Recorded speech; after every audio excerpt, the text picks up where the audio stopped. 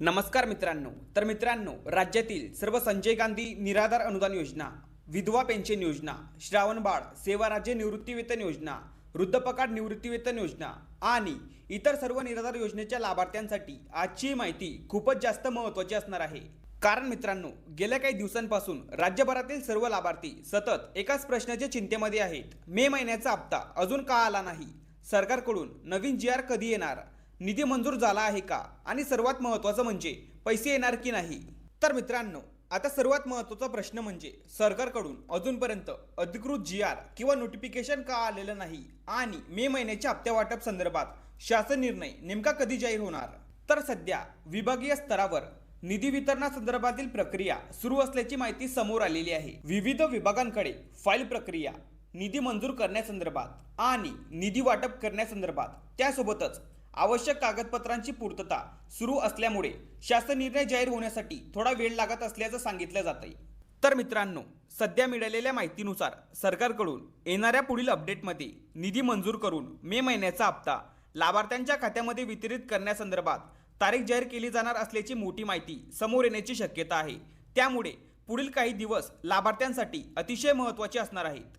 महत्त्वाचा मुद्दा म्हणजे एकदा सरकारकडून अधिकृत जी आर किंवा नोटिफिकेशन जारी झाल्यानंतर निधी वितरण प्रक्रियेला वेग येण्याची शक्यता आहे। त्यामुळे सध्या सर्व लाभार्थ्यांचं लक्ष सरकारच्या पुढील मोठ्या निर्णयाकडे लागलेलं आहे।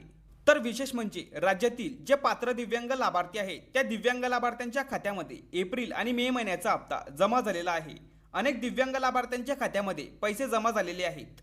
त्यामुळे आता इतर सर्व निराधार योजना, यामध्ये संजय गांधी निराधार अनुदान योजना, विधवा पेन्शन योजना, श्रावण बाळ सेवा राज्य निवृत्तीवेतन योजना आणि वृद्धपकाळ योजना, या सर्व लाभार्थ्यांचं लक्ष सरकारच्या पुढील निर्णयाकडे लागलेलं आहे। तर मित्रांनो, जर मागील काही महिन्यांचा पॅटर्न आपण पाहिला तर लाभार्थ्यांच्या खात्यामध्ये सरकारकडून हप्ते टप्प्याटप्प्याने जमा केले जातात। डीबीटी प्रक्रियेमुळे सर्व लाभार्थ्यांच्या खात्यामध्ये एकाच दिवशी पैसे जमा होत नाहीत। काहींना पहिल्या दिवशी पैसे येतात, तर काहींना 2 दिवसांनी 3 दिवसांनी अशा पद्धतीने लाभार्थ्यांच्या खात्यामध्ये टप्प्याटप्प्याने पैसे जमा होतात। तर मे महिन्याचा हप्ता कधीपर्यंत लाभार्थ्यांच्या खात्यात जमा होऊ शकतो या संदर्भात संभाव्य तारीख काय आहे या संदर्भात माहिती समजून घ्या। तर 22 तारखेनंतर 23, 24 आणि 25 तारखेच्या दरम्यान लाभार्थ्यांच्या खात्यामध्ये मे महिन्याचे पैसे जमा होण्याची शक्यता व्यक्त केली जात आहे। आणि जर या महिन्यामध्ये हप्ता जमा झाला नाही तर पुढील महिन्याच्या पहिल्या आठवड्यामध्ये म्हणजेच 5 ते 9 तारखेदरम्यान मे महिन्याचा हप्ता लाभार्थ्यांच्या खात्यामध्ये जमा होण्याची शक्यता खूपच जास्त आहे।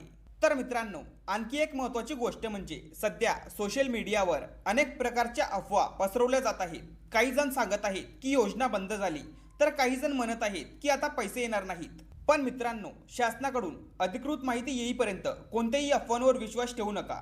कारण चुकीच्या माहितीमुळे अनेक गरीब आणि गरजू लाभार्थी विनाकारण घाबरून जातात। काही ज्येष्ठ नागरिक तर भीतीमुळे वारंवार बँकेमध्ये जात आहेत। त्यामुळे फक्त अधिकृत माहितीवरच विश्वास ठेवा।